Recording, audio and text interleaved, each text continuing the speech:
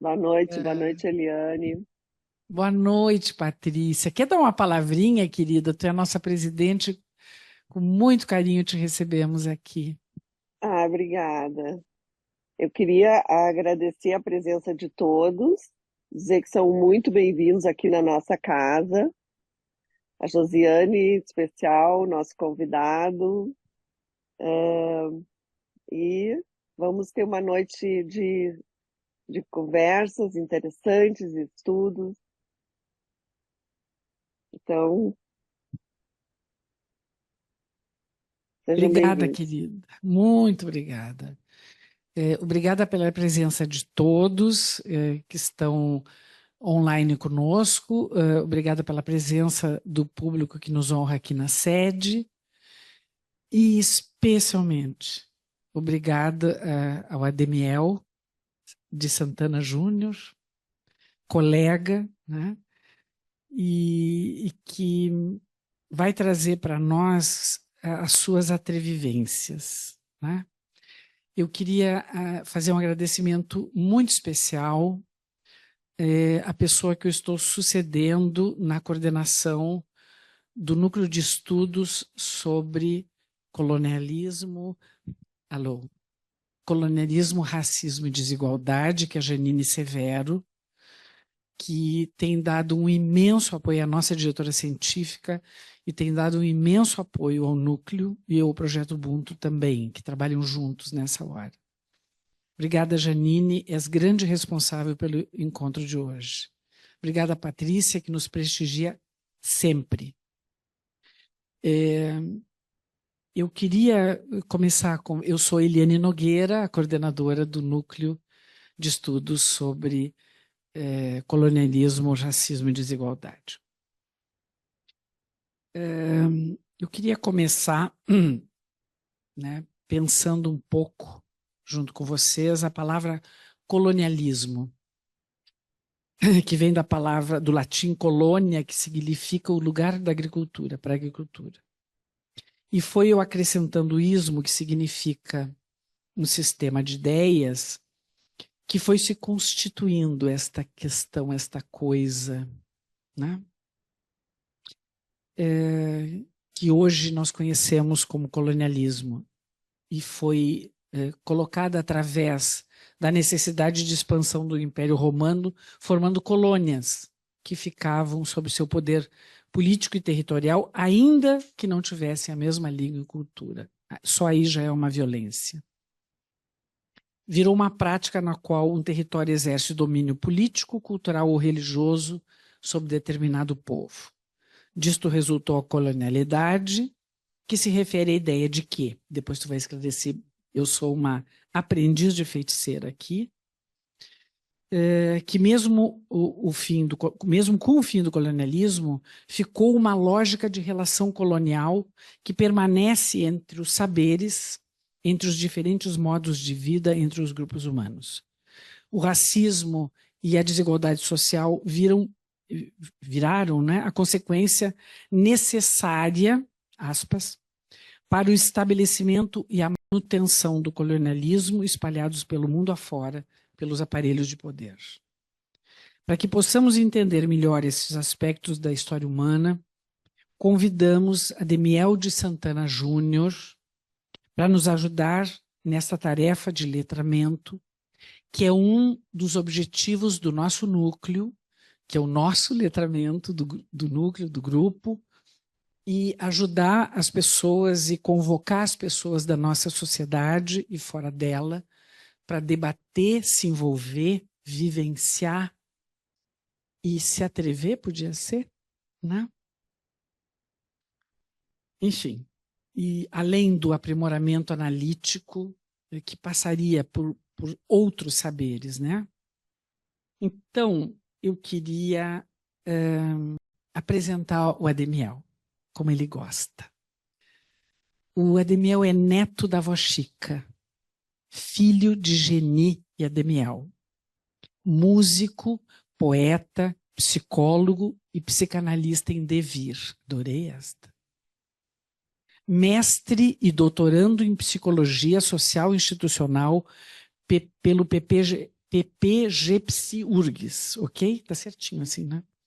E depois tu vai me ajudar com a próxima expressão. Pesquisador no Núcleo de Estudos e Pesquisas, ELECO. Obrigada. Agenciamentos Epistêmicos Antirracistas e Descoloniais. Sócio fundador do conhecido, e nós tivemos, né, Vera, o coletivo Adrinca, de Relações Raciais e Saúde Mental, professor visitante no Departamento de Direitos Humanos e Saúde da ENSP Fiocruz e atual vice-presidente no Conselho Regional de Psicologia do Rio Grande do Sul. Com este currículo, né, com essa expertise, eu passo a palavra e te dou o tempo que for necessário.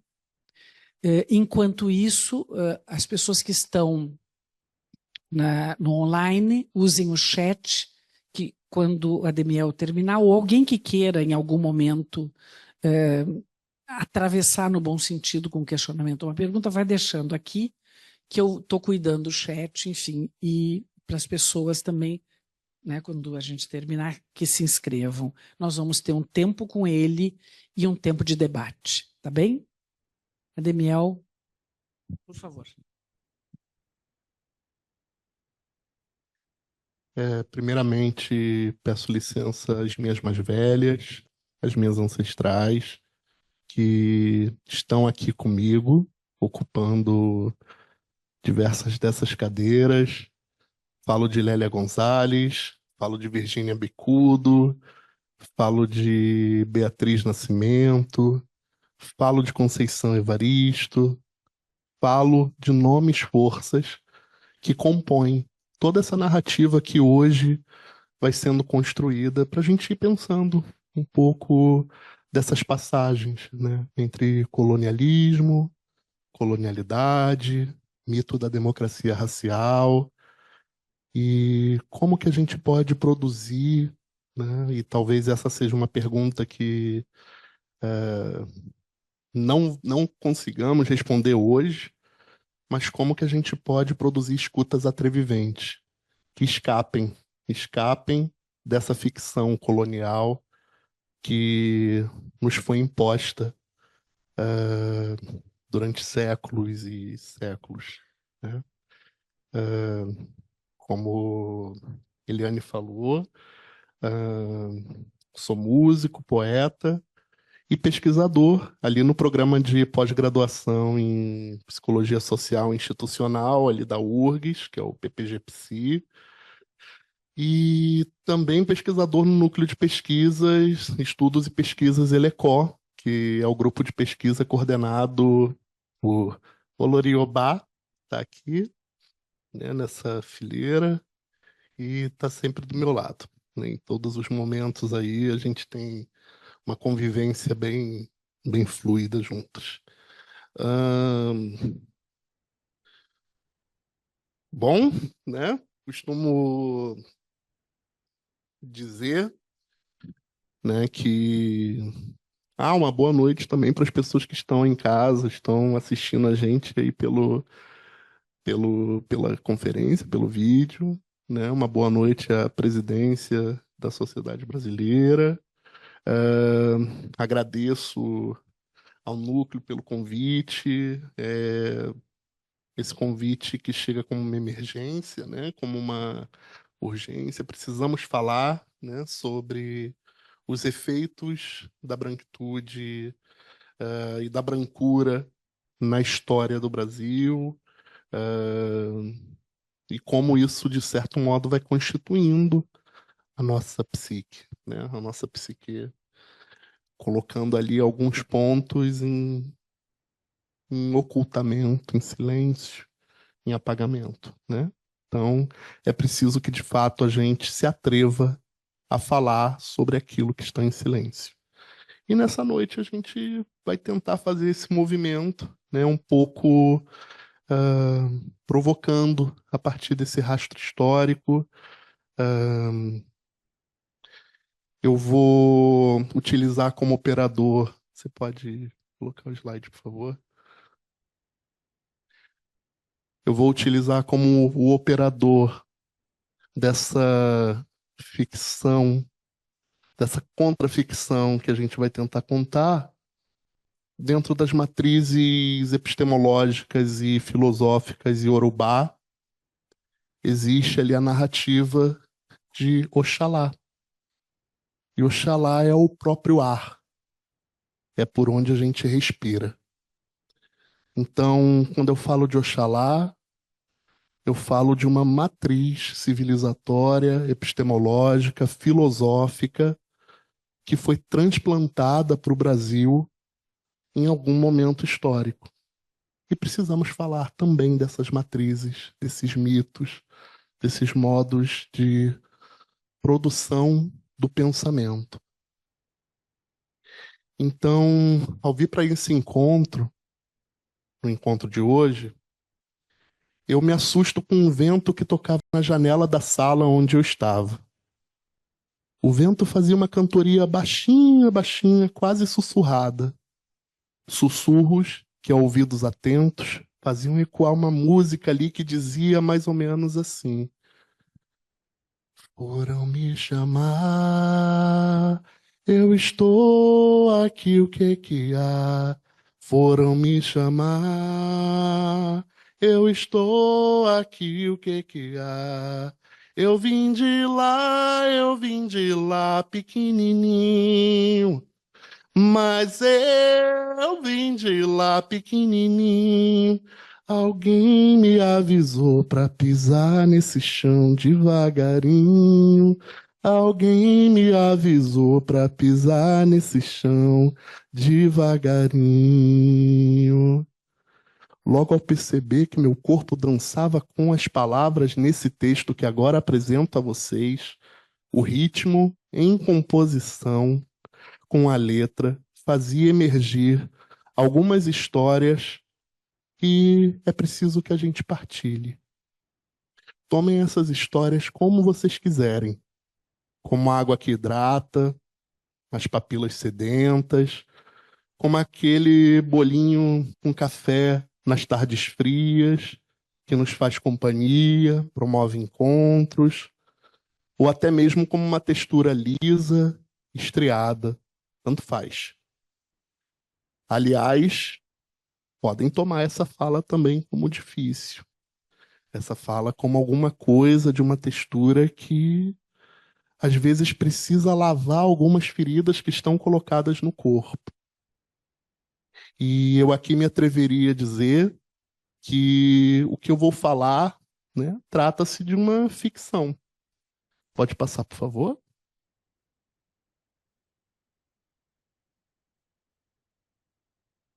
Trata-se de uma ficção. Uma ficção difícil, mas eu desafio qualquer um que escute sobre essa ficção e se permita rimar, ritmar um certo lugar que é difícil, mas vamos caminhar junto, vamos tentar ver para onde esse lugar nos leva. Se por um lado, para falar da política da escrita, para a política da ficção, que vai ser utilizada aqui essa noite, eu me apoio em Násio, né, para localizar que o trabalho clínico resulta também de uma ficção, dessa distância inevitável entre o real, de que provém o relato, em que se materializa, de uma experiência verdadeira. Extraímos uma ficção, e através dessa ficção induzimos efeitos reais ao leitor. A partir do real, criamos a ficção, e com a ficção recriamos o real. Por outro lado, deito-me no colo de Conceição Evaristo e suas escrevivências que dizem: gosto de ouvir, mas não sei se sou hábil conselheira. Ouço muito, da voz outra faço a minha, as histórias também. E no quase gozo da escuta seco os olhos, não os meus, mas de quem conta.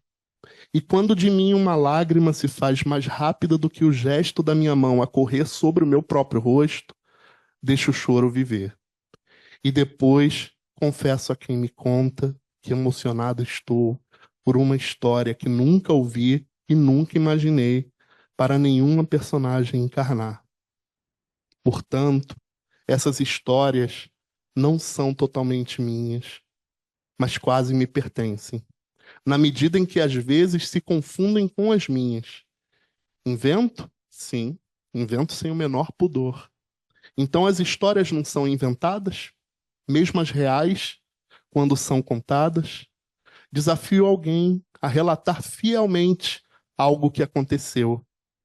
Entre o acontecimento e a narração do fato, algo se perde e por isso se acrescenta.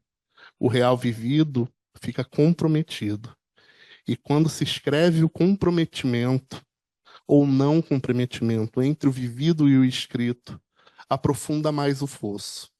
Entretanto, afirmo que, ao registrar essas histórias, diz Conceição Evaristo, continuo no premeditado ato de traçar uma escrevivência. Essa é a abertura do livro Em Submissas Lágrimas Mulheres, de Conceição Evaristo. Então, essa poética da escrita compõe a textualidade, a textura que hoje desejo partilhar com vocês.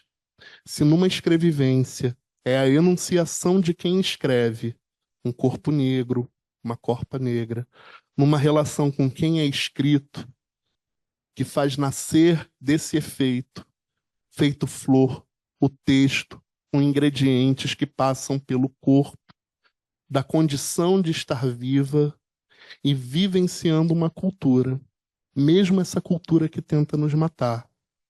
A experiência de sobreviver, a experiência de narrar sobre a vivência. Aqui, peço licença para Conceição Evaristo e me atrevo. Me atrevo como pesquisador, como bicha preta, que vivencia a diáspora ou na diáspora, experiências distantes daquelas suportadas, até mesmo por pessoas LGBT, QIAPN+. Eu me atrevo. Me atrevo como bicha preta a escrever, inscrevendo um elemento vocálico, um verbo, um versinho que atrevidamente marque na diferença os combates à opressão, experimentado por mulheres negras, bichas pretas, sapatões, travestis pretas. Para nós, o atrevimento não nos faz sucumbir. É esse o exercício de atrevivência, que além do corpo, condição e experiência, opera na relação entre quem escreve, quem lê, quem é citado, passando a operar na primeira pessoa do texto, qualquer uma dessas figuras, ora no plural, ora no singular, sempre na primeira pessoa. Eu, nós. Exercícios de atrevivência operam, então, essas escrevivências que inscrevem o atrevimento e apagam, tentam apagar na ficção o nosso atrevimento. Além do corpo, condição e experiência, é preciso, sobretudo, a presença, a inscrição na leitura de quem coletivamente escreve esta correspondência. E assim, é Lacan que nos encaminha para o derradeiro destas já longas explicações sobre a política da escrita que apresentamos, constatando: eis-nos aqui, de fato, novamente na encruzilhada em que havíamos deixado o nosso drama e sua ronda com a questão da maneira como os sujeitos se revezam. Nosso apólogo serve para mostrar que são a carta-letra e seu desvio que regem suas entradas e seus papéis. Não sendo ela reclamada, eles é que irão padecer. Ao passarem sob sua sombra, tornam-se seu reflexo. Ao entrarem de posse da carta-letra, admirável ambiguidade da linguagem. É o sentido dela que os possui. Parafraseando então Lacan, relembramos que uma correspondência sempre chega ao seu destino, evidenciando aí que o emissor sempre recebe do receptor sua própria mensagem, seja de uma forma invertida ou não. Mas o que será que temos conseguido escutar, sentir, saborear das correspondências que temos recebido.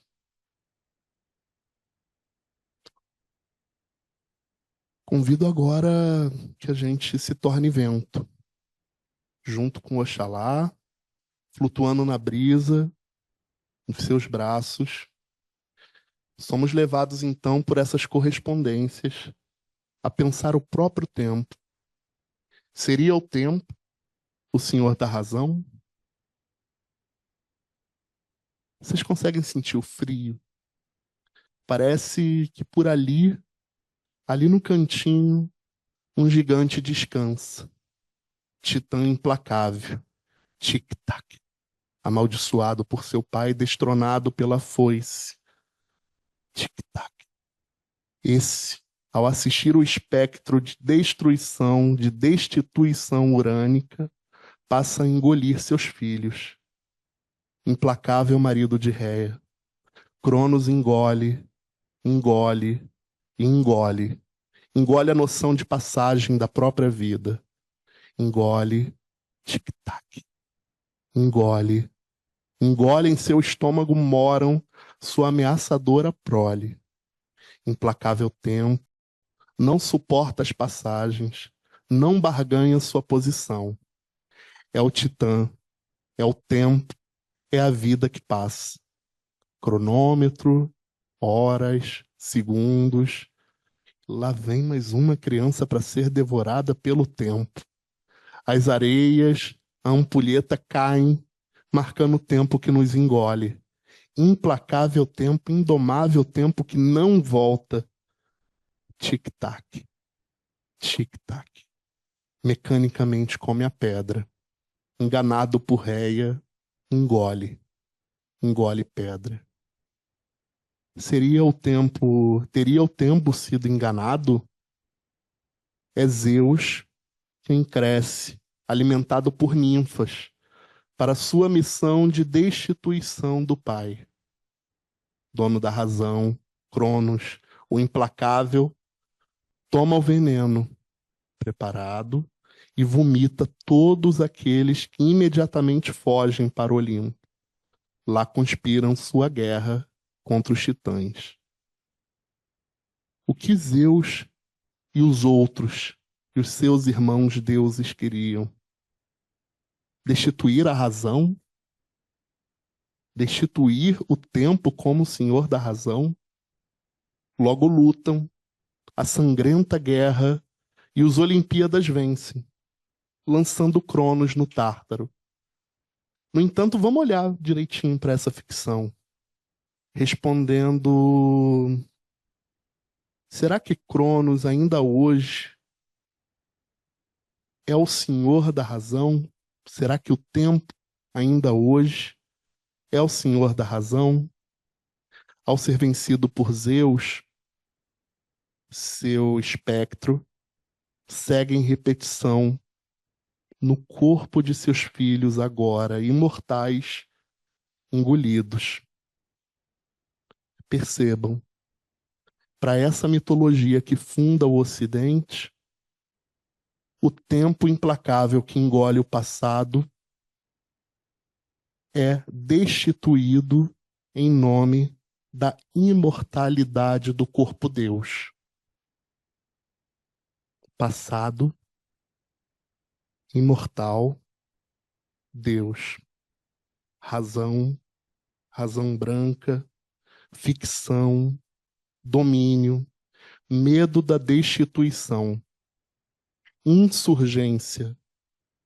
É tomada a mesma posição.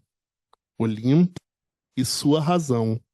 Ao sussurrar estas palavras, Oxalá me leva em brisa para 1550.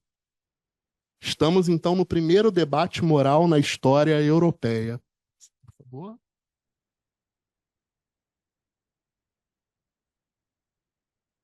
Pós grandes navegações, discute-se o tratamento aos povos indígenas. Precisamos compreender esse período histórico. Aqui, nós falamos sobre o colonialismo, que foi esse grande movimento que deixou e deixa até hoje o registro do que chamaram um novo mundo no mapa. Mapa de quem? Quais histórias contam esse risco? Esse risco do mapa.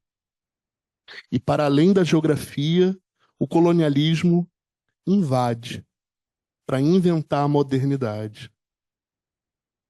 Oxalá para, me olha com lágrimas que escorrem na brisa que estamos escondidos ali. Cada pensador de seu tempo demonstrava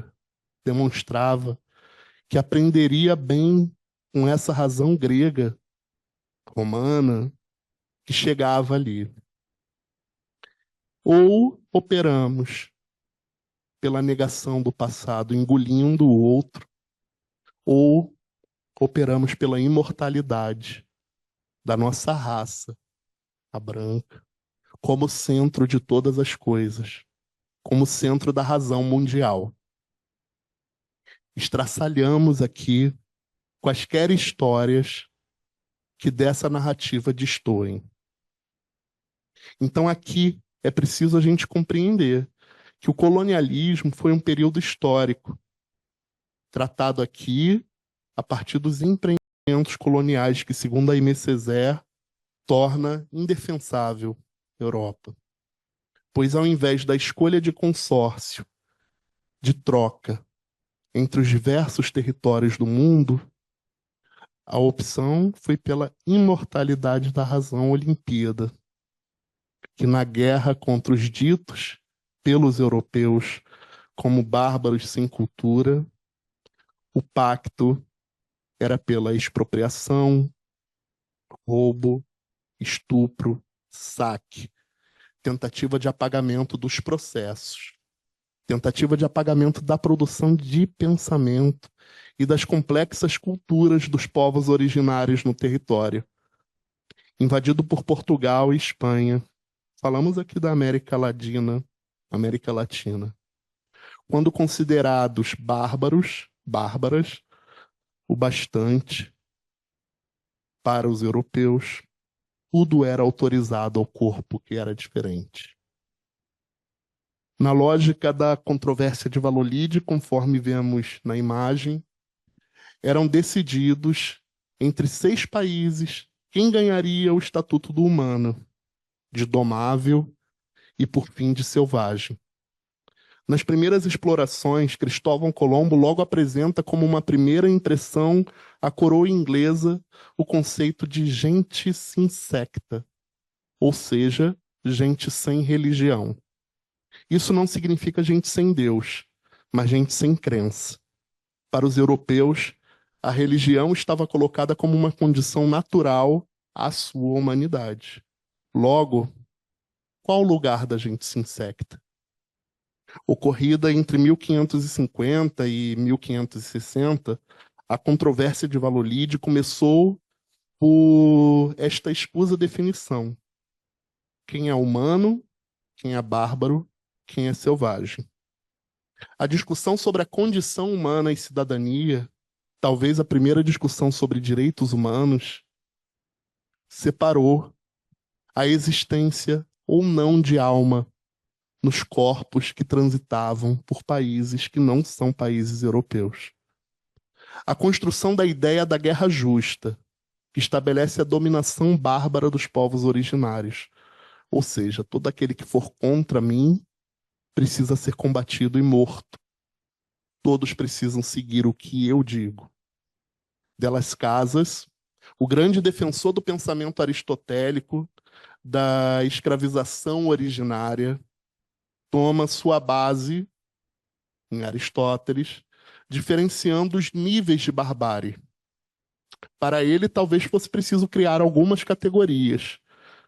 Talvez não se devesse escravizar, mas catequizar, encomendar a alma daqueles que assim conseguirem obedecer. E quem não fizesse,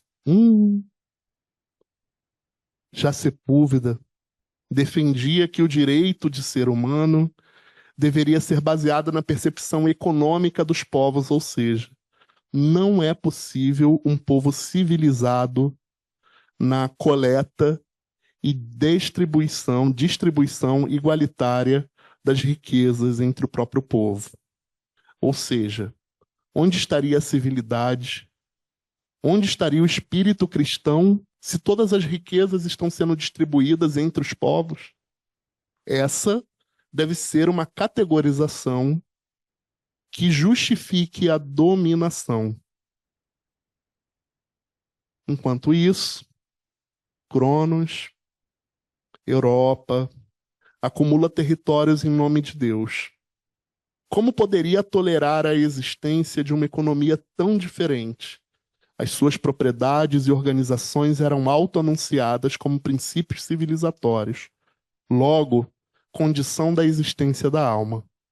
Agora é preciso que os ameríndios compreendam que, hierarquicamente, são inferiores e que estavam sendo ajudados pelos nobres corações europeus. Agora que já se estabelece a já falida gratidão do colonizador ao colonizador, os europeus passam, então, a produzir divisões de trabalho e classe a partir do sistema de encomenda da alma. O indígena que tolerasse ser catequizado e mais trabalhasse, esse teria garantida a sua ida ao céu cristão. E isso submetia os povos indígenas na América ao pretexto da bondade amorosa cristã, a se tornarem objetos, propriedade daqueles que o catequizavam, tornando-os parte dos espólios da igreja. Os indígenas passam a ser propriedade da igreja. E eram obrigados, em nome da lapidação de sua alma, a trabalhar para os catequizadores, sob a pena de morte, caso se recusasse. E aí nós vamos para um século depois. Oxalá vai nos levando como brisa. Observamos como o vento lá do outro lado do continente Atlântico começa a pesar. Antônio Cavazzi,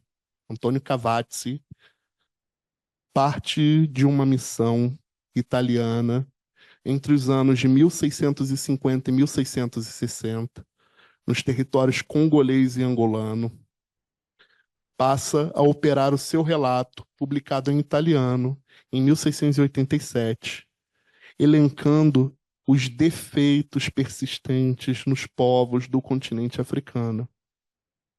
Percebam, dentre eles arrogância, despudor, preguiça, inaptidão para o trabalho, ausência de conceitos de filhos legítimos, uso da procriação como modo de manutenção de sua política. Cavazzi incrementa, então, nas cartas que escreve ao reinado italiano, que nas relações escravagistas, naquela altura já implantadas pela Europa, a autorização plena a despeito da cristianização intentada no território do Congo pela coroa portuguesa e seus efeitos serão acoplados aos discursos anteriores da Guerra Justa, porque por ali não tinha jeito. Por ali os sujeitos eram muito defeituosos, não seriam catequizados. Logo, justifica-se, a partir dos defeitos naturais e morais dos habitantes do território africano, a escravização, que inaugura o que a gente chama de sistema econômico da plantation. Então, para a lógica da razão branca, da razão grega, o outro não importa. Homens que não são feitos à imagem e semelhança de Zeus, Deus, estão autorizados a morrer. A raça, então, passa a inventar essa nova ficção que, segundo Mbembe, tem como parte principal do seu trabalho do trabalho do colonialismo, a transformação do real em ficção e a transformação da ficção em real. A centralidade do discurso que justifica a escravização, a centralidade do discurso que justifica o transplante de pessoas negras para o território da América Latina, passa então a constituir no sujeito branco o sujeito do mercado e, para pessoas negras, objeto do mercado. As outras, os outros, a modernidade se encarregará de exterminar, escravizar. E daí, para escravizar, é preciso também apagar, destituir a subjetividade, destruir e exterminar quaisquer sentidos de mundo para as corpas negras. E esses sentidos deveriam ser combatidos, exterminados, apagados de qualquer registro. Muniz Sodré chama a atenção desse processo de semiocídio. Operação essa que rasga semióticas, ou seja, os sentidos de mundo do outro.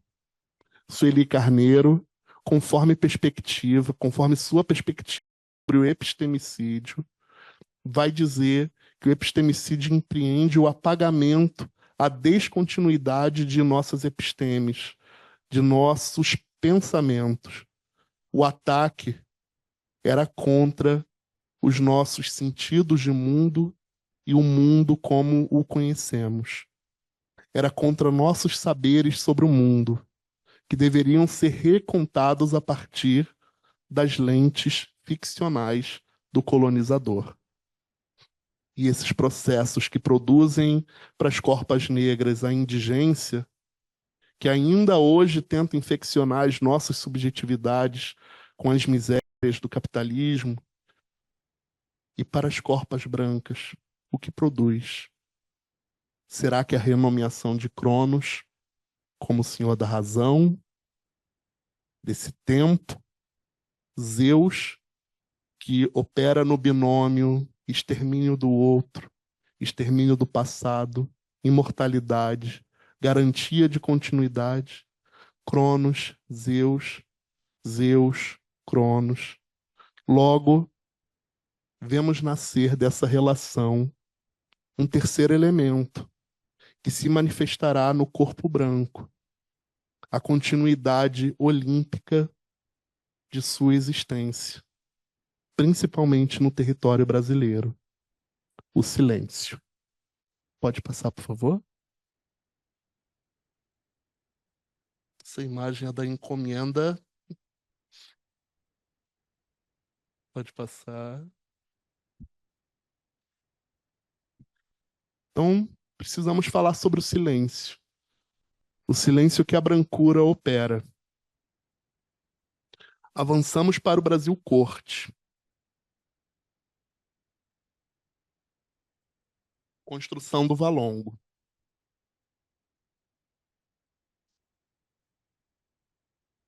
Passando pela corte portuguesa, que recém-chegada, fugindo de Napoleão, a Europa no Brasil, é chegada a trupe com seus costumes nobres no Brasil colônia.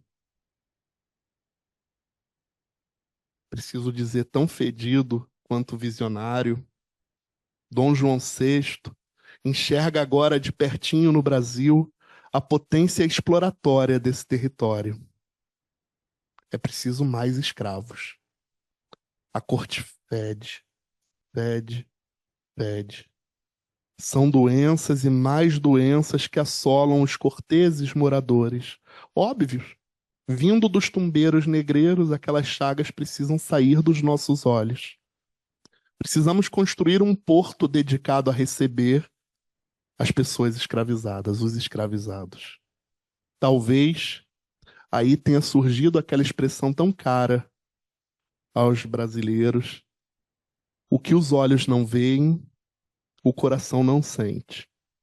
Expressão que, por excelência, dará uma pista do que mais tarde Lélia chamará de racismo por denegação. Mas retomando Dom João, construam esse porto longe de nós. O Valongo será uma cidade portuária. Ali, os barracões, cada um em seu tempo, receberá os pretos novos. Ali no Valongo é onde se tem notícias do maior porto escravagista do mundo. Em números não oficiais, 2 milhões de pessoas escravizadas passaram por ali. A história registra 900 mil, entre os séculos 17 e 18. Mas eu quero chamar a atenção, e isso é para começar a falar sobre o silêncio, que opera principalmente na cultura brasileira, o quanto a arquitetura separa o Valongo da cidade. O quanto a arquitetura vai dizer que o Valongo precisa acontecer porque é uma questão econômica, mas a corte não suporta o fedor que o Valongo produz. E percebam que o Valongo é aquele quadrado que está ali no canto à esquerda. Essa é uma foto feita retirada ali dos registros militares do século XVII, da corte aqui no Brasil, e o Valongo é aquela instância separada. Entre o Valongo e a corte, esse grande bloco da cidade, existe um morro chamado Pedra do Sal. E a Pedra do Sal passa a ser essa fronteira que faz com que no Brasil, na corte, não se vejam as atrocidades que a escravização produz. Afastada, mas dentro de casa. Então, voando até 1892, né? Após quase 4 séculos de escravização, o silêncio continua. Vemos ali o hino da Proclamação da República de Leopoldo Miguel. Nem lembramos que escravos outrora tivemos em tão nobre país. 2 anos após a abolição, esse é o hino da Proclamação da República. É o hino que funda a República Federativa Brasileira. Nem lembramos que escravos outrora tivemos em tão nobre país. E aí a gente inaugura um segundo período, o período da colonialidade, que é esse período que você narrava, Eliane, esse período em que os elementos do colonialismo vão se transformar num discurso, numa narrativa que vai fundando a razão do território colonizado. Então, a colonialidade é um dos elementos constitutivos e específicos do padrão mundial do poder capitalista, segundo Quijano. Sustenta-se na imposição de uma classificação racial, étnica da população do mundo, como pedra angular do referido padrão de poder e opera em cada um dos planos, meios e dimensões materiais, subjetivos, da existência social, cotidiana e da escala societal. Origina-se, mundicializa-se a colonialidade a partir da América. Então pode passar, por favor. E aí vamos vendo esse efeito histórico da colonialidade. Ali na década de 20, pós-abolição, lei essa que contém 2 parágrafos e que nada se diz sobre a responsabilidade do Estado com aqueles corpos que foram escravizados durante todo esse período de quase 400 anos. Em 1920, funda-se então a eugenia, né, que no pensamento brasileiro, né, vai ali calcar a partir de Renato Kell, Monteiro Lobato, Belisário Pena, Otávio Domingues, Edgar Roquete Pinto, a crítica de que, para que o país se torne Um Estado desenvolvido passa pelo branqueamento. Precisa passar pelo branqueamento a população brasileira e não miscigenar. Já a oposição, aí lembrem-se, lógica cronológica ou lógica de Zeus, imortalidade ou engolimento do passado. A oposição vem de Gilberto Freire, que vai contra esse pensamento de que a miscigenação é proibida no Brasil, muito pelo contrário. Ele vai falar que o Brasil é o país da camaradagem, país da sacanagem tropicana, corpos que queimados ao sol confundem-se com corpos negros. Aqui, a miscigenação será a saída. Porque no Brasil, não existe racismo. O Brasil é esse país tropical, onde o racismo, ao contrário dos Estados Unidos, ao contrário do apartheid africano, aqui no Brasil o racismo foi vencido, foi superado, segundo Gilberto Freire. Então saímos de uma lógica do branqueamento da população, ou continuamos a partir de outro discurso, pode passar, por favor, para a lógica de Gilberto Freire, que vai falar dessa camaradagem, dessa coisa tropical que transforma tudo num romance. Queimam-se terreiros, capoeiras proibidos. Brasil, país onde não existe o racismo.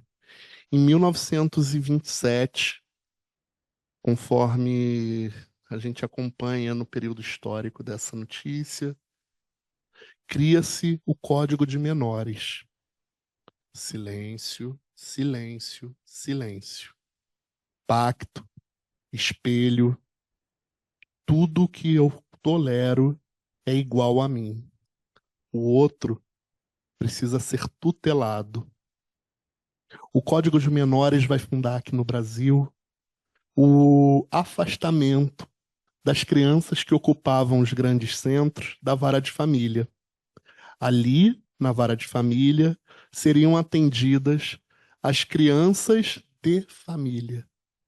Já os menores passam a ser atendidos pelo Código de Menores, tendo ali como um braço da vara criminal a vara da infância e da juventude. Silêncio, silêncio. Pacto, espelho. Eu só suporto o que for igual a mim. Queimem terreiros, queimem terreiros, porque isso não é cristão. Existe matança, capoeiras proibidos, lei da vadiagem. Pode passar, por favor. Brasil, o país onde o racismo não existe.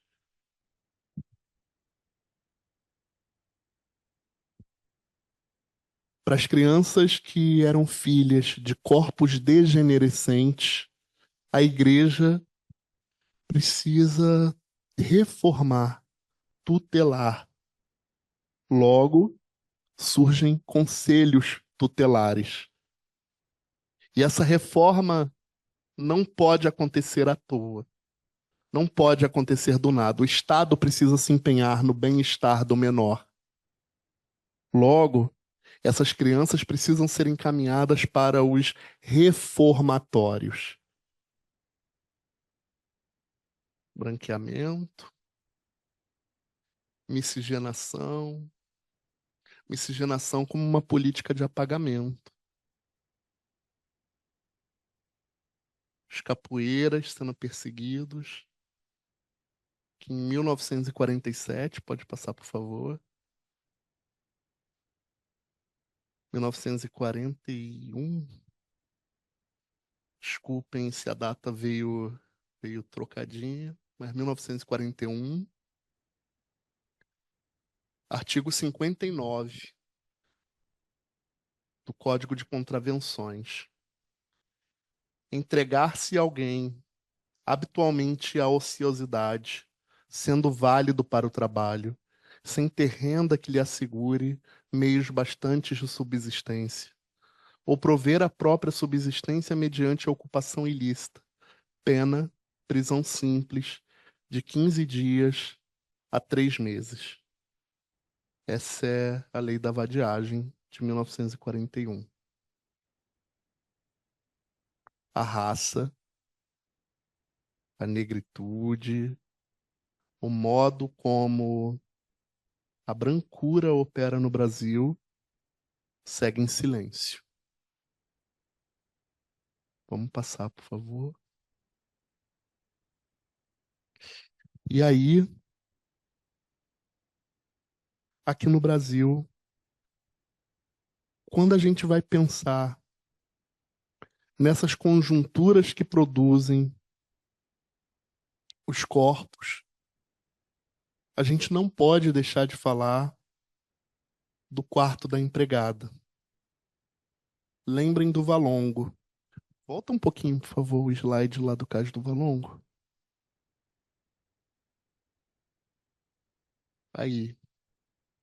O quarto da empregada, dentro da arquitetura da casa da família burguesa, sempre precisa estar afastado dos olhos da patroa e do patrão.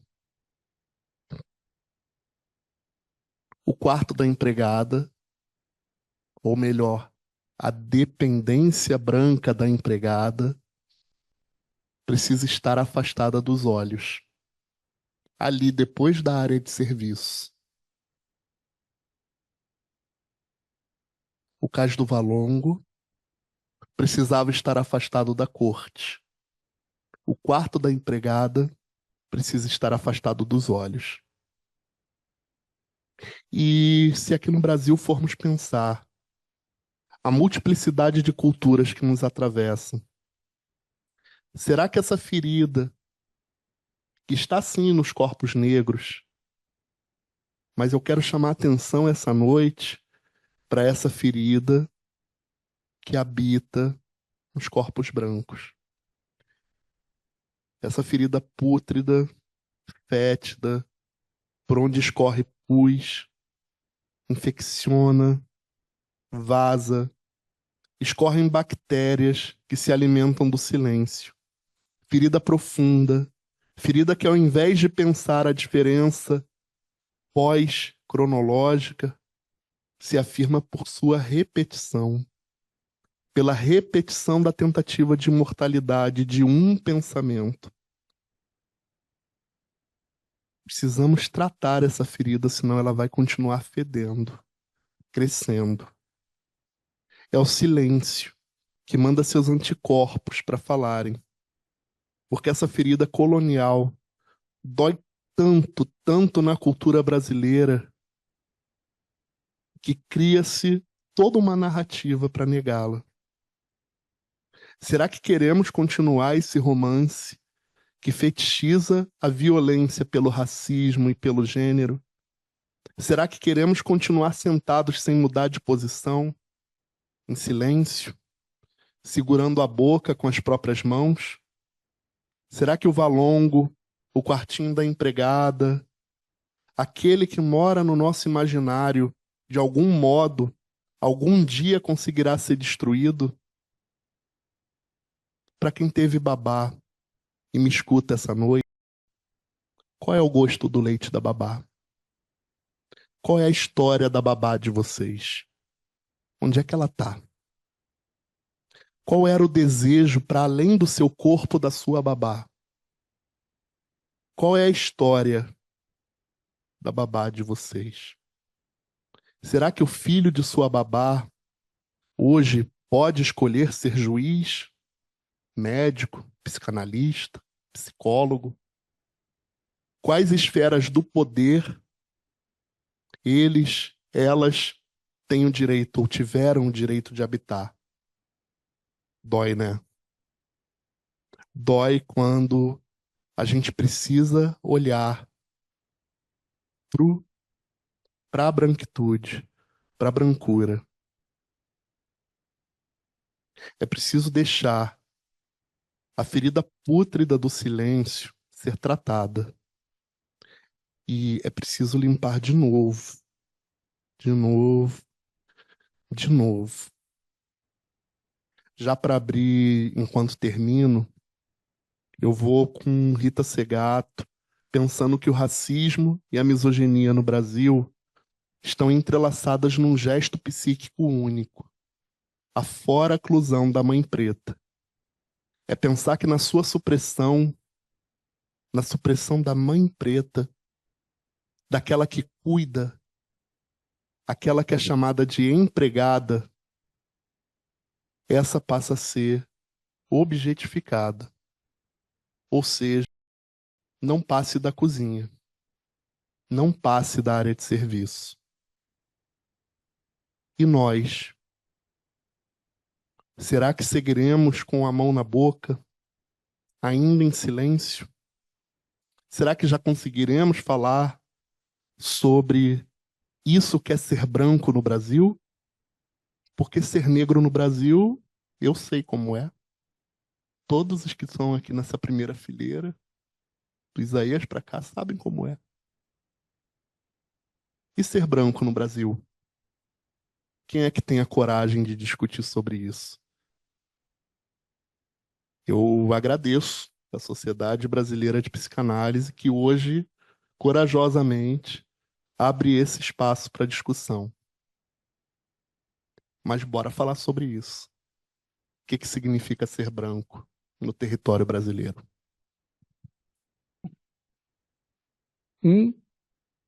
Que eu te digo, cara? São nevralgias, né? São feridas fétidas, sim, são. Quando tu falou, eu tive que anotar aqui porque eu achei incrível. Experiências de sobrevivência sobre a vivência para poder atrever a atrevivência. Isto é, se a gente disser que ser branco não é fácil, é um nojo, né? É uma ironia, é uma loucura. Então, não agradeça, porque estar aqui é uma obrigação ter lugares assim. Não é possível.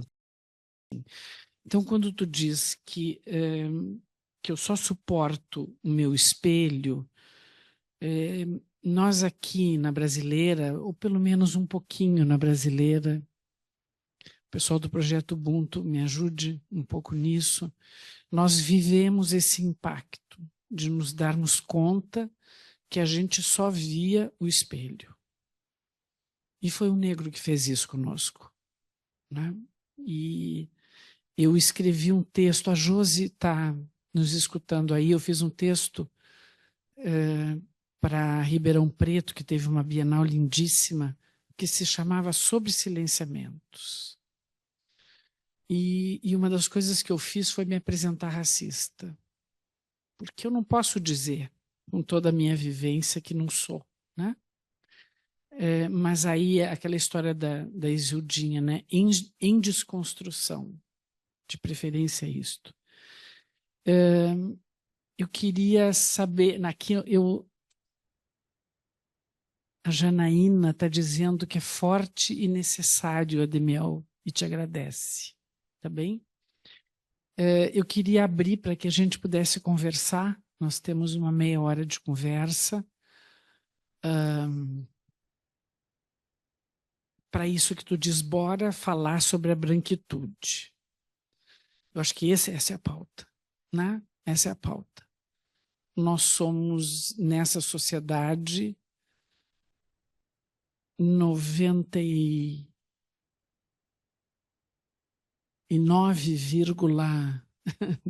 de negros, né? 99,9% de brancos em relação a um negro, mas já, né, com possibilidades de começar a falar sobre isso.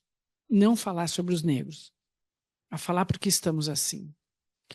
Queria saber se vocês querem falar um pouquinho. Acho que o Damiel adoraria ouvir, que é a Anne. Vou te passar aqui. Anne Marlise. Boa noite. Muito obrigada, Damiel, né? A gente já acompanha algumas coisas do teu trabalho, né? E é um prazer, então, poder te ter aqui na sede da Brasileira, né? Realmente, eu acho que trouxeste coisas fortes, porém, a verdade, né? E se confrontar com a verdade sempre é uma coisa, né, que se pode evitar, né? Eu estava pensando nessa questão, né, do espelho, né, como vamos dizer, o olhar do Narciso, né, sobre a água é encontrar a própria imagem. Então, nesse Olimpo, né, é uma vivência narcísica, né, onde só poderia ter o branco, né. Agora, hoje se fala muito na questão do Brasil se olhar no espelho, né? Que isso como nação, né? Como território, enfim. E que nos últimos anos, né, vem cada vez mais, né, a questão da população negra, né, que são os pardos e os pretos, sendo mais da metade, né? Então, passou a metade. E isso é muito significativo, porque isso é uma transformação aqui, né? As pessoas passaram a se autodeclarar, né? Então, assim como, né, eu acho que a população negra está podendo assumir, se embranquecer menos, então, nesse sentido, né, a população branca, por outro lado, né, não assume a sua branquitude, né? Então, nesse espelho, não é só uma questão de olhar a cor, é quando olhar no espelho ter que enxergar essa violência colonial, esse sangue, né? Esse canibalismo, esse país que é o oposto do cordial, né? Então, é um espelho que tem uma... Não é só um silenciamento, é um não olhar, né? É uma evitação de se confrontar com a própria imagem no espelho, que não é cordial, que é muito violento. Nós somos um país muito violento, que começa já por aí, né? E eu tenho muita esperança, né, que as transformações no Brasil possam serem movimentadas através do movimento, né, da população negra, das mulheres, né? Eu acho que são forças que estão fazendo a diferença, né, em coisas que possam melhorar esse país, né? Porque não tenho essa esperança, obviamente, na branquitude, né? Então, eu gostaria de te ouvir assim, sobre se tu também acha que está havendo, de alguma forma, um movimento dentro do Brasil que possa nos trazer alguma esperança, para que a gente não fique, vamos dizer, no pessimismo, que tem sua razão de ser, né? Mas muito obrigada pela tua fala. Helena Surro. Obrigada. Queria, né, dizer que realmente foi um deleite, assim, e ao mesmo tempo sofrido, né? Porque a apresentação do Adriel foi uma apresentação assim que já emblematiza a diversidade, né? Na forma como ele apresentou, com música, cantando a capela, né? Com imagens, com poesias, né? Uma voz linda e afinada. Ainda por cima canta bem. Pois é. Então, eu acho que o desafio que a brasileira está se colocando, né? Não sei o Brasil, não sei se eu vou conseguir chegar tão longe, mas a brasileira está aceitando o desafio, né, de abarcar toda essa riqueza do diferente, Então, eu me sinto privilegiada por ter escutado essa apresentação hoje, né? E acho que uma questão interessante de nós pensarmos aqui também, né? Eu acho que uma questão bem cutucante para todos nós, é assim, claro, os processos de análise, né? Como é que vai se, né? Como vão transitar essas situações, os processos analíticos, né? E com todo esse contexto, né? As nossas origens, né? E que vai se colocar em trabalho, né? Em trabalho analítico, né? Onde estamos todos implicados, né? Então, é isso. Obrigada. Eliane, eu posso falar? Obrigada, Helena. Aonde?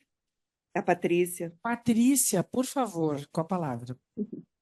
Depois passamos para a Demiel. Tá, Demiel, eu queria te dizer que foi muito lindo esse teu trabalho de nos revelar, desvelar essa violência negada, denegada, né? Que a gente é criado dentro de toda uma narrativa, né? Uma narrativa que nega essa violência, que coloca o negro, o índio numa posição. A gente repete. Eu achei lindíssima a tua releitura dos mitos gregos, né? Porque a gente está acostumada a ouvir a versão do conquistador, né? A versão do agressor. Assim, foi tão impactante, e é sempre tão impactante pensar nisso, e te ouvir foi tão impactante que eu pensei assim, eu estou me sentindo como uma pessoa que está dentro de uma casa onde tem alguém sendo abusado, violentado, e eu sou testemunha e eu sou conivente por não fazer nada, né? E eu acho que nós somos pessoas muito amordaçadas nessa questão da violência, né?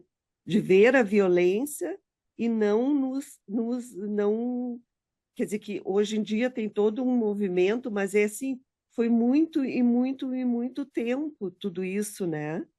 Ou seja, toda a luta dos quilombos, né? A luta, assim, a tentativas de luta, de defesa, que foram sempre apagadas e desmaecidas, né? Assim, é algo tão chocante isso, né? Bom, precisa muito trabalho, né? De conscientização, e nós temos muito a fazer. E eu te agradeço muito pelo teu trabalho. Obrigada, Patrícia. Antes de passar para a Sandra, eu queria ler mais umas colocações aqui, Demiel. A Clarissa Pessota, minha querida Clarissa, beijo, querida, diz que é necessário e imprescindível o letramento crítico-racial em espaços psicanalíticos, e te agradece. E a Camila Reinert, do Projeto Ubuntu e do Núcleo também, que está online, a Camila acho que está na Espanha, a essas alturas, não sei dizer, e diz assim: boa noite, muito boa a tua fala, Demiel, obrigada. Gostaria de ouvi-lo falar mais sobre a diferença entre brancura e branquitude, e também sobre o termo atrevivências. E esse termo vai coçar. Indico os 4 episódios do exercício de atrevivência no Spotify. Então já tenho uma indicação aqui. Sandra, tu queres dar uma rodadinha antes da Sandra? Tem a Sandra e depois a Miriam. Bom, gente, eu tô muito feliz, assim, de poder falar, né? Poder falar sobre as atrevivências, né, e poder tensionar, né? Eu acho que a crise, eu gosto de pensar que a água para ferver, ela precisa chegar a 100 graus ali, né? E para virar pedra de gelo, como eu sou de humanas, eu não sou da física, eu acho que é 0 graus, mas ela precisa ficar bem gelada para virar uma pedra de gelo. Então a água precisa entrar em crise para, de fato, poder se transformar, né? E aí, quando a gente vai dizer, fazer toda uma narrativa, e acho que isso é alguma coisa muito importante de se ressaltar, toda uma narrativa dizendo da Constituição, do cenário na América Latina, e no cenário brasileiro, quando a gente vai podendo deslocar esse falar sobre o negro, né, como um substantivo, né, como aquele lugar ali que o Mbembe vai dizer que também é invenção dessa ficção colonial, mas falar de outras posições que nós negros, nós pessoas negras, eu estou dizendo, dentro de um movimento político, acadêmico, intelectual, né, que a gente tem feito parte aqui na URGS, né, pelo menos ali no Núcleo de Pesquisas Elecó, a gente tem andado muito cansado de escutar o significado de ser negro no Brasil e da brancura, e aí eu acho que eu vou começar respondendo pela última pergunta ali da Camila, né? Da brancura não ser sequer marcada como uma raça. Então, toda a construção colonial se baseia no apagamento de uma raça, a raça branca, que se pensa no direito de ser universal, apagando esse outro, né? E aí a gente seguir falando desse outro sem problematizar ou sem tocar na ferida do que significa ser branco, é repetir um funcionamento que está colocado aí durante anos, né? Na literatura, nas ciências, é repetir essa ficção colonial que vai se preocupar justamente com dizer sobre o outro a partir da sua luneta, né, que as navegações usavam ali para traçar sua cartografia, ou a partir dos microscópios que tentam ali dizer de uma genética. A gente está cansado de ser esquadrinhado pelo branco, assim. A gente precisa, para seguir de fato a luta, a gente precisa que o branco se reconheça como raça e saiba quem ele é. E saiba quem ele é. E o que ele fez na história. É difícil. É um processo extremamente difícil. Mas, já respondendo, assim, a diferença, né, entre a brancura e a branquitude é que quando a gente vai falar da branquitude, a gente precisa localizar um conceito, né? Um conceito que Cida Bento, Maria Aparecida Bento, cunhou, abrasileirou na tese de doutorado dela, quando ela vai falar primeiro do pacto narcísico da branquitude, né? Que ela vai falar que a branquitude, para manter suas posições de privilégio, ela opera esse pacto de silêncio e não é como se as pessoas fossem se reunir às 5 da manhã para combinar, não vamos falar sobre, né, as atrocidades que a gente está cometendo, mas é um pacto que está colocado na nossa sociedade. Então, a branquitude,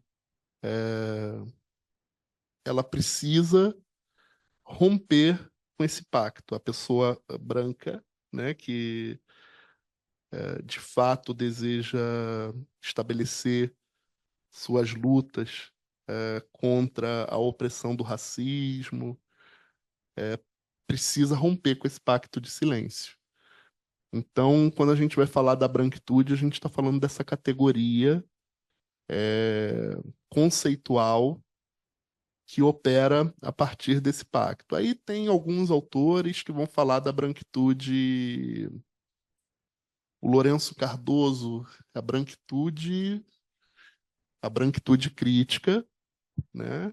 Que aí vai pensar uma segunda posição, né, para a branquitude, que é de começar a criticar a sua própria posição no mundo.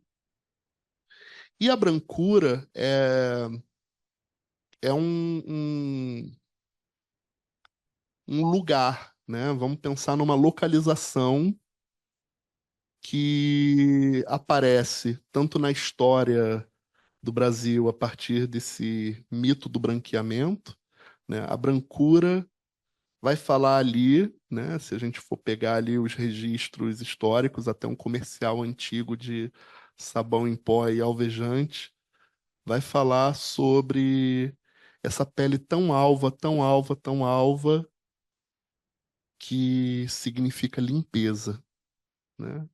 Então, falar da brancura, a gente está falando de uma localização, branquitude conceito, conceito acadêmico, que está bem difundido nos espaços acadêmicos e fora dele, e a brancura como uma localização, né? E sim, acho que é preciso o letramento crítico-racial, Clarissa, como você vai trazer, mas é preciso junto com o letramento, porque a gente não tem tempo não, gente, a gente está morrendo. As pessoas negras estão morrendo, as mulheres negras estão sofrendo violência obstétrica, porque supõe-se que podem sentir mais dor. Os homens negros estão sendo assassinados, as crianças negras estão sendo chacinadas. E aí, junto com o letramento, é preciso que a gente se coloque lado a lado ali. É uma convocação mesmo, né?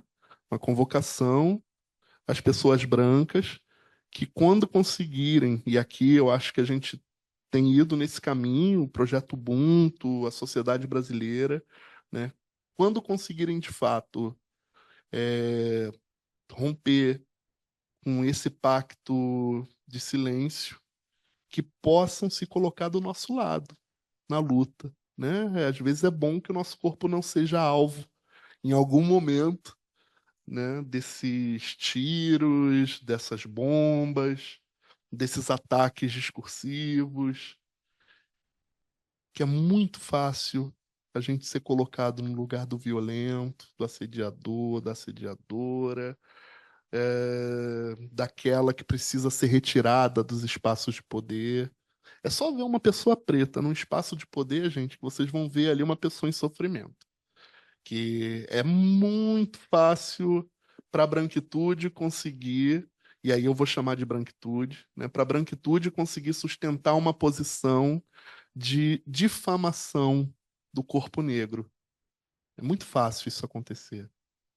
Então, poder escutar esses processos, poder sair do silêncio, poder se movimentar enquanto se é letrado, talvez seja aí uma pista interessante, né? Não é uma verdade, mas é uma pista que a gente pode começar a olhar, né? Que aí isso, Patrícia, vai desvelar, né? Vai de fato fazer com que a gente saia dessa posição da mordaça, né? Fazer com que a gente, de fato, se relacione com outras estruturas de pensamento, né? Até do mito. Hoje eu trago o mito, né, para pensar Cronos e Oxalá. talvez a gente precise pensar, né, o que os indígenas têm a dizer sobre essa mitologia que pode fundar esse pensamento abrasileirado, né, da psicanálise. O que os bantus, os irumalês, os iorubá têm a dizer. Me emociono quando eu lembro de Oxum, que Oxum, quando pega o bebê na mão, ela não,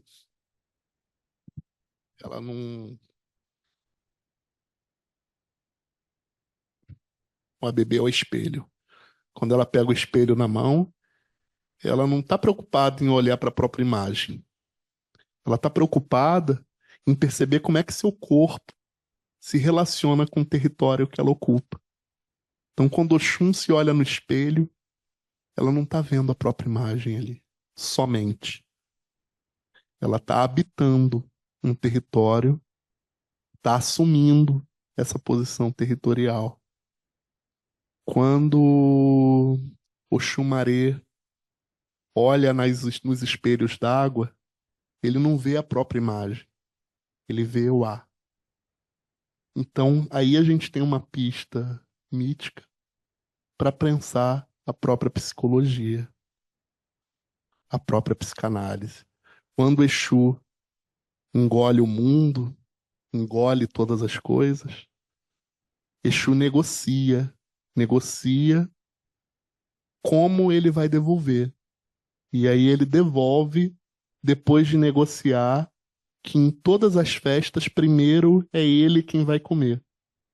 Ele, ela, ele, Exu. É Exu quem vai comer. E aí, quando a gente vai pensar Exu, a gente pensa que todas as marcas num território, e principalmente no território brasileiro, são feitas da saliva de Exu. Exu é a própria linguagem. Exu é a linguagem. Se a gente for pensar a partir de outras matrizes filosóficas, epistemológicas que fundam pensamentos. Então, é importante que o mito grego ele seja, sim, né, um instrumento, mas que a gente saiba que existem outros materiais, outras histórias, outras narrativas que podem fundamentar o nosso pensamento, a nossa clínica, os nossos espaços de atuação. Como a gente não sabe, eu estava te ouvindo, nossa, como não sei. Sandra, tem aí um microfone aqui. Sandra, a Miriam e a Janine encerramos, porque nós daqui a pouco estamos no tempo. Oi, salve o teu dever psicanalista. Porque quando tu disseste, né, deito no colo da Conceição, né? E eu acho que tu nos convida para o teu colo. E diz, fala, vai falando, vai abrindo a alma, né? Ah, essa questão do silenciamento e do próprio silêncio, né? Na verdade, é um certo conluio nosso, né? Que dizer que somos filhos do estupro, né? E são poucos que dizem isso. Ou que se é filha ou parte é também estupradora, né? Que a gente é estupradora, em termos de história. Não é assim, né? Que a gente vai aceitar e assumir efetivamente, né? Então, de fato, precisamos olhar de espelho desde outros deuses, né? Que a gente já tem falado em outros momentos de ter seminários abertos sobre os orixás, né? E agora o Adamiel fala da questão dos indígenas, e eu fui me lembrando, quando foi falando, tem uma superposição e uma presença de todos esses momentos que não são datados, o 1500, 1600, 1800, né? Se a gente pensa o indígena morto em Douradina, ontem, praticamente, semana passada, as meninas encontradas mortas, a prisão a população, nossa população carcerária, né? Então, é hoje, né? A questão do não tem o quartinho, tem menos o quartinho de empregada, mas tem a separação, né? Tem o impedimento. Aqui não é teu lugar. Os negros que ocupam espaços de poder, né? Continuam escutando isso.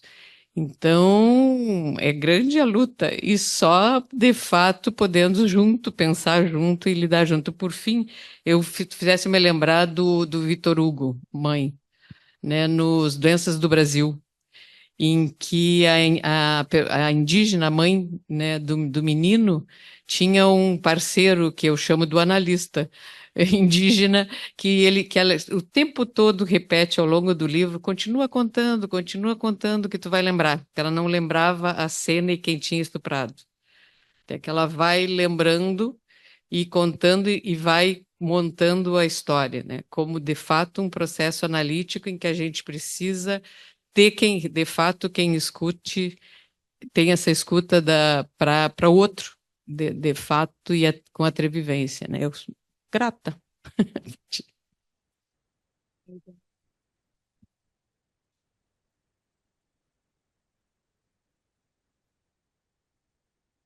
Falou Segundes, agora Miriam Alves, por favor. Depois encerramos com Janine.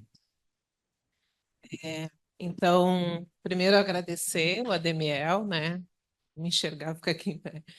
Agradecer, Ademiel, enfim, pela tua apresentação, pelas tuas palavras aqui. Poder dizer do orgulho, né? De te ver aí. O Ademiel é meu amigo, né? Somos companheiros, companheiras. De uma trajetória aí importante que a gente tem feito juntos, né? E te escutando hoje, fiquei lembrando um pouco de algumas conversas que a gente tem feito no grupo em relação à branquitude, mais especificamente sobre o que é colocar em análise a branquitude.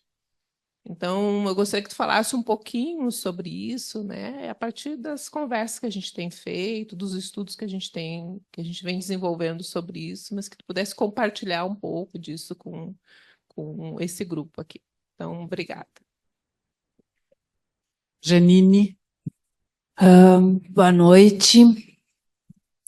Eu estou emocionada também, né? Porque, se eu não me engano, é o nosso primeiro encontro presencial desse núcleo, né?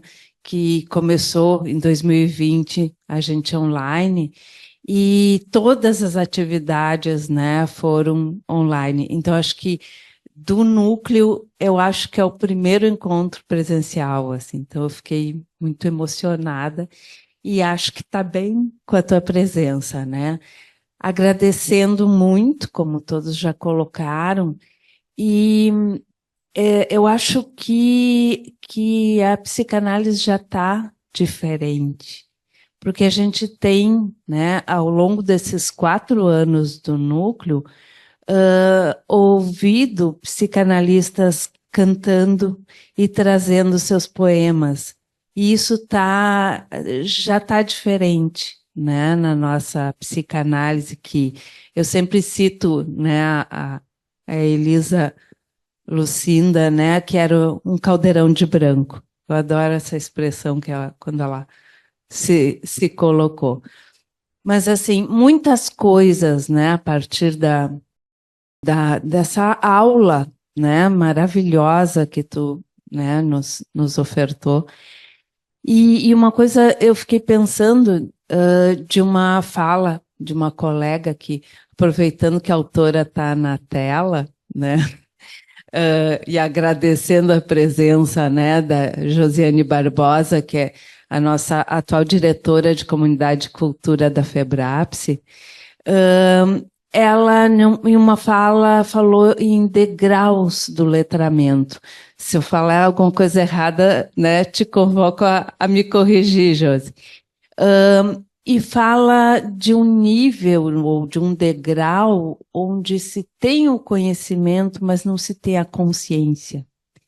E eu acho que a gente talvez tenha que pensar, quando a gente se propõe a se letrar, a mergulhar, a sair desse véu, né, vamos dizer assim, da ignorância, né, sobre todo esse mecanismo que a gente está entranhado e sendo reprodutor, reproduzindo, né, que a gente talvez tenha que também, né, pensar como que a gente chega nesse nível, se seria através da análise pessoal, né, enfim, muito obrigada.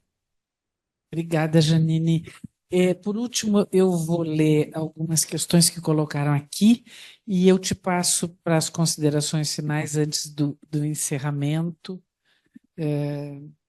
agradecendo as colocações que foram bem bonitas, né? O óculos denotando a idade.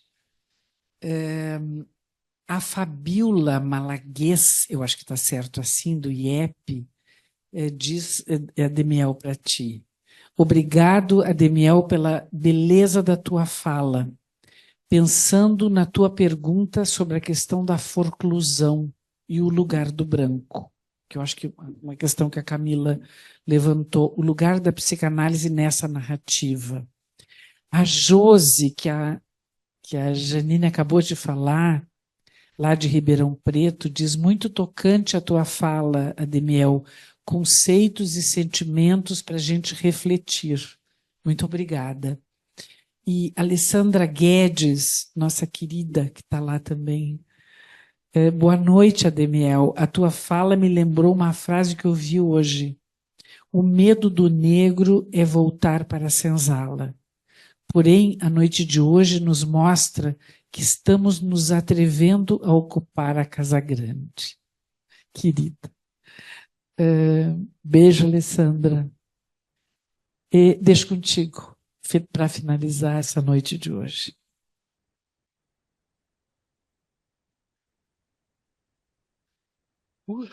Vamos lá.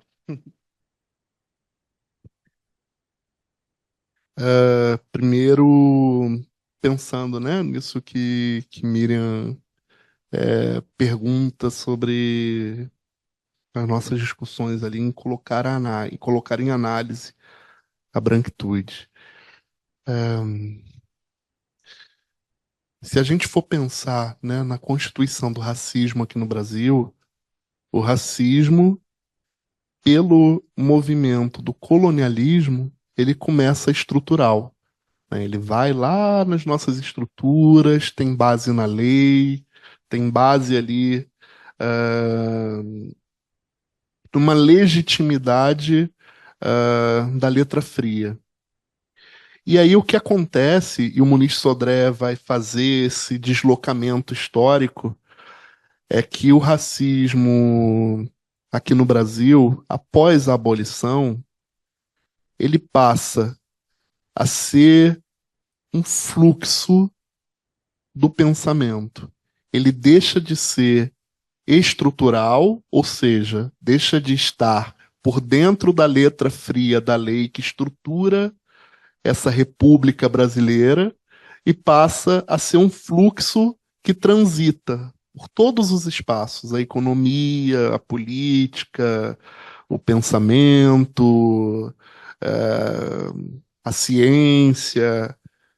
E aí, esse rastreio que a gente vai fazendo ali, né, da história do Brasil, é para demonstrar o quanto institucionalmente o discurso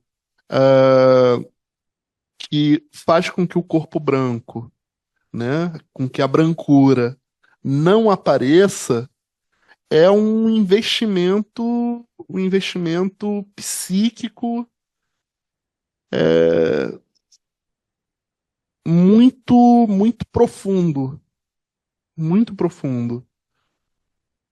E aí esse fluxo de forças que opera dentro dessa economia psíquica que nega a existência do racismo vai fazer com que a gente construa essas narrativas que tentam sustentar esse lugar da própria imagem no espelho, né, nesse espelho narcísico. E aí, né, para a gente colocar em análise a branquitude, é preciso a gente inverter essa posição, né? Aí eu termino hoje a apresentação perguntando qual é o gosto do leite da babá. Isso é um modo da gente perguntar que boca era essa que sugava aquele leite. Que boca é essa que seguiu sugando leite, silenciando e seguindo por uma vida inteira, encontrando outras formas de sugar, de engolir o leite da mulher negra. E aí, a gente pensar no letramento racial, e sim, Janine, acho que isso é.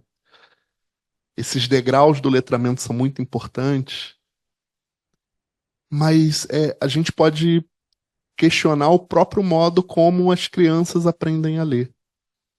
Elas aprendem a ler na escola, mas elas não deixam de viver a experiência do mundo. E as pessoas negras, elas estão no mundo, elas estão passando por esses episódios cotidianos de violência. As pessoas indígenas estão passando por esses episódios cotidianos de violência. E a gente não tem muito tempo para esperar que as pessoas brancas subam cada degrau do letramento racial. É preciso que a gente, às vezes, pule degrau, que a gente, às vezes, tope ralar o joelho ali para subir mais degraus, porque a urgência é gigante. A urgência que a gente tem de corpos que possam estar, de fato, do nosso lado, assim, é muito grande, né? E aí eu recorro mesmo a um texto que o Olori cita bastante ali no Elecó, que vai falar sobre a reanálise, né? Que é um texto que você propõe ali, que vai falar sobre esse lugar da reanálise, né? Pensar como que a gente pode se escutar rasgando esse véu que não nos deixa ver, né? Isso que a brancura produziu no nosso corpo. Como que a gente pode se reescutar, né? E aí do caldeirão branco também sai caldo, né? É importante que a gente possa também suportar esse lugar, porque se a gente for parar para pensar que o Rio Grande do Sul é o estado do Brasil que mais tem terreiros, né? E no terreiro não tem placa escrita proibido gente branca de entrar nesse espaço. Não tem uma placa ali. Nos quilombos também não tinha. Nos quilombos também não tinha proibição de pessoas brancas ocuparem aquele espaço. E a ideia do quilombo, se a gente for pensar em Beatriz Nascimento, né? A ideia do quilombo é primeiro produzir liberdade. Antes do quilombo existir, existiu o pensamento de liberdade. E aí as pessoas negras fugiam, fogem, escapam e seguem escapando. Escapando da morte, escapando do apagamento, escapando. E aí, quando a gente pensa, né, que os espaços aquilombados, eles cabem diversas narrativas, a gente está falando justamente dessa proposição que a gente possa, algum dia, né, ver a brancura escapar dessa imagem que só se olha no espelho. Acho que isso é um ponto assim importantíssimo, que eu acho que a gente dá um passo sinistro, gigante, né, nessa noite, em outros espaços também de articulação do Ubuntu. Nos atrevemos, sim, a ocupar, mas eu não sei se a Casa Grande dá conta dos nossos corpos. Eu acho que a gente vai precisar construir outra casa. Não sei se eu quero ficar na Casa Grande, não, gente.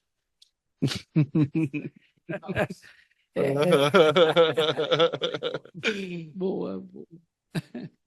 Que isso? Ah, que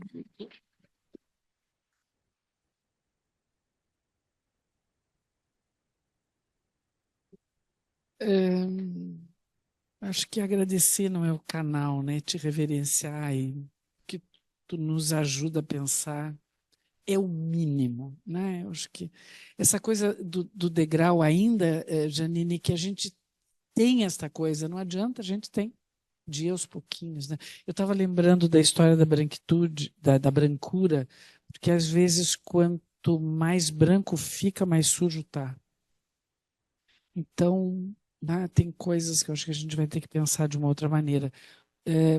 Obrigada a presença de todos, obrigada a nossa plateia querida e atenta, Rose, Patrícia, Fabíola, as pessoas que eu consegui ver daqui. Um abraço, uma boa noite. Obrigada, obrigada, obrigada. Eu disse que não ia agradecer, mas enfim, tu é uma pessoa muito emocionante, ok? Que venha esta e mais vezes e divulguem, porque isso aqui está gravado para quem quiser ouvir. Um abraço carinhoso a todos, uma boa noite.